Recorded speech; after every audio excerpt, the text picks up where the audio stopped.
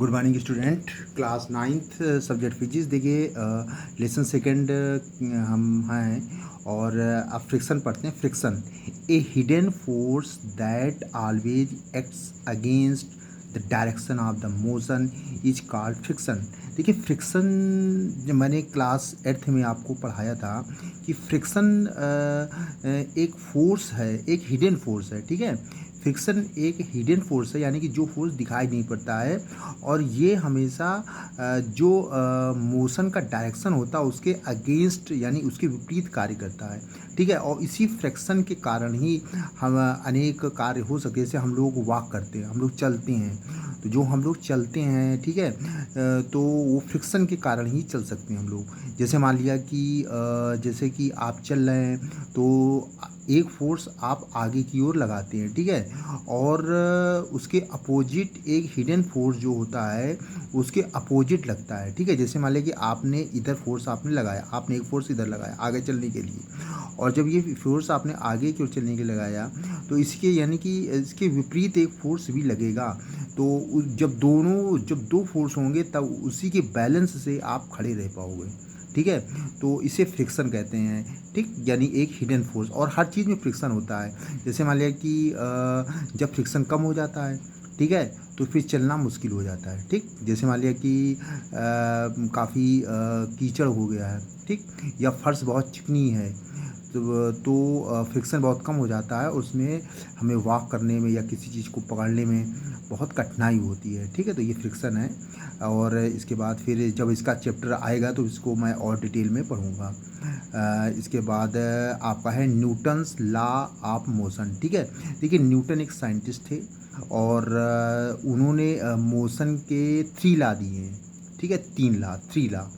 तो first law of motion, पहला उन्होंने फर्स्ट लॉ ऑफ मोशन दिया है और उसका नेम लॉ ऑफ इनर्शिया है। ठीक है, यानी फर्स्ट लॉ ऑफ मोशन को लॉ ऑफ इनर्शिया भी बोलते हैं।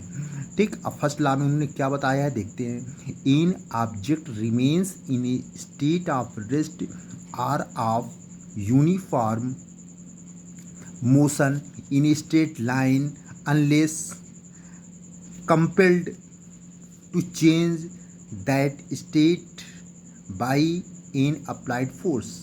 ठीक है, यानी कि ये कह रहा है in object remains in a state of rest or of uniform motion in a straight line. ठीक है, यानी कि इसका मतलब ये है कि न्यूटन ने फर्स्ट लॉ में ये कहा कि अगर कोई ऑब्जेक्ट, ठीक है, अगर कोई ऑब्जेक्ट जो है स्टेट ऑफ रेस्ट यानी कि वो रेस्ट में है, यानी कि विराम में है, यानी कि वो बिल्कुल स्थिर, मतलब कि बिल्कुल रेस्ट का मतलब होता है वो बिल्कुल मतलब कि अपनी जगह में स्थिर है। ठीक है, आर ऑफ यूनिफॉर्म मोशन या एक यूनिफॉर्म मोशन में इन स्टेट एक स्ट्रेट लाइन में यूनिफॉर्म मोशन में वो चल रहा है। यूनिफॉर्म का मतलब एक समान गति से वो एक सीधी लाइन में अगर चल रहा है। ठीक है, unless compelled to change that state by an applied force. ठीक है, यानी कि जब तक उसकी स्टेट को चेंज करने के लिए उस पर एक फोर्स नहीं लगाया जाएगा। ठीक है, न्यूटन ने कहा कि अगर कोई भी ऑब्जेक्ट है जब तक हम उसमें फोर्स नहीं लगाएंगे तब तक, अगर वो रेस्ट में है तो रेस्ट में रहेगी, अगर यूनिफॉर्म मोशन से वो मूव कर रही है तो वो यूनिफॉर्म मोशन से मूव करती रहेगी। ठीक है, और the tendency of undisturbed object to state rest or to keep moving with the same velocity is called inertia। और देखिए अब इसको लॉ ऑफ इनर्शिया भी बोलते हैं।